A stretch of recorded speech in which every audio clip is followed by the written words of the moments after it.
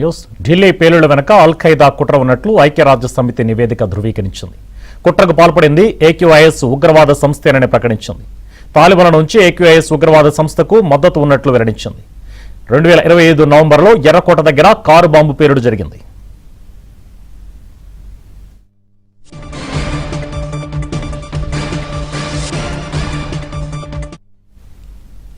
ఇదే అంశంపై latest updates మా ఢిల్లీ బ్యూరో చీఫ్ కృష్ణ అందిస్తారు. కృష్ణ. సుభాన్, ఐక్యరాజ్య సమితి భద్రతా మండలికి చెందినటువంటి శాంక్షన్స్ మానిటరింగ్ టీం విడుదల చేసిన తాజా నివేదిక ప్రకారం 2025 నవంబర్ 10వ తేదీన ఢిల్లీలో ఎర్రకోట దగ్గర జరిగినటువంటి కారు బాంబు పేలుడు వెనుక all Qaeda in the Indian sub continent హస్తం ఏక్యూఐఎస్ హస్తం ఉందని అధికారికంగా ధృవీకరించబడింది. అయితే ఎర్రకోట వద్ద 11 మంది ప్రాణాలు తీసిన వాహన ఆధారిత పేలుడు ఏదైతే విబిఐఈడి ఉందో ఆ విబిఐఈడి కుట్ర ఈ ఆల్ ఖైదా చేతిలోనే రూపుదిద్దుకుంది. ఈ దాడికి పాల్పడినటువంటి ప్రధాన సూత్రధారి ఫరీదాబాద్ లోని ఆల్ ఫలా యూనివర్సిటీ మాజీ అసిస్టెంట్ ప్రొఫెసర్ ఉమర్ ఉన్ నబీగా కూడా జాతీయ దర్యాప్తు సంస్థ ఎన్ఐఏ గుర్తించింది. ఆ దర్యాప్తులో కూడా వెల్లడించింది. అయితే ఈ యొక్క ఆల్ ఖైదా నాయకత్వం కాబూల్లో సురక్షితంగా ఉంటూ తాలిబాన్ నుంచి జాతీయ ఐడి కార్డులు ఏదైతే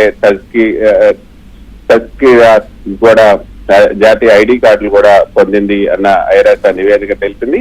అయితే ఇది తాలిబాన్లు ఆల్ ఖైదాల మధ్య ఉన్నటువంటి బలమైన అంతర్గత సంబంధాన్ని కూడా ఎత్తి చూపుతుంది అన్నది ఎన్ఐఏ నివేదికలో, అదేవిధంగా ఇప్పుడు ఐక్యరాజ్య సమితి నివేదికలో కూడా పేర్కొంది. ఇక ఐసిస్ ఏదైతే ఐసిస్ సంస్థ అత్యంత ప్రమాదకరమైనటువంటి రైసిన్ అనే విష పదార్థంతో కూడిన జీవాయుధాలకు తయారీకి సంబంధించినటువంటి సూచనలు కూడా సర్క్యులేట్ చేసింది.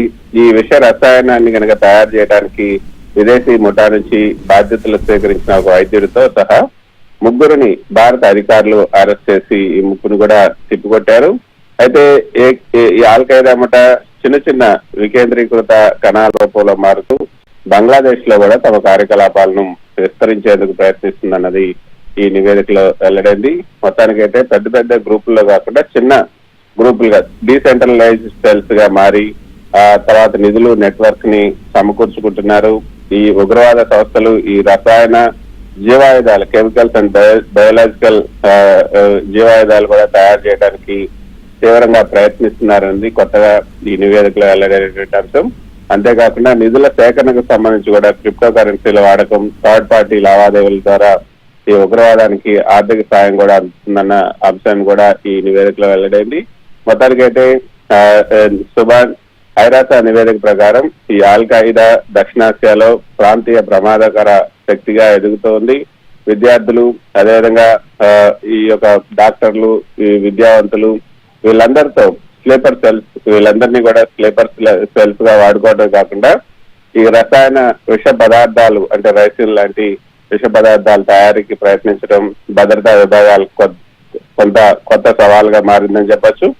అంతేకాకుండా అండర్ గ్రౌండ్ నెట్వర్క్లను ఛేదించడంలో భారత దర్యాప్తు సంస్థలు ఎన్ఐఏ అదేవిధంగా ఇతర దర్యాప్తు సంస్థలు సాధించినటువంటి ముందస్తు అరెస్టులు ఐసిస్ అదేవిధంగా ఆల్ ఖైదా భారీ కుట్రలు కూడా సమర్థవంతంగా అడ్డుకోగలిగాయని కూడా మనకి అర్థమవుతుంది. Subhan. Right, thank you Krishna.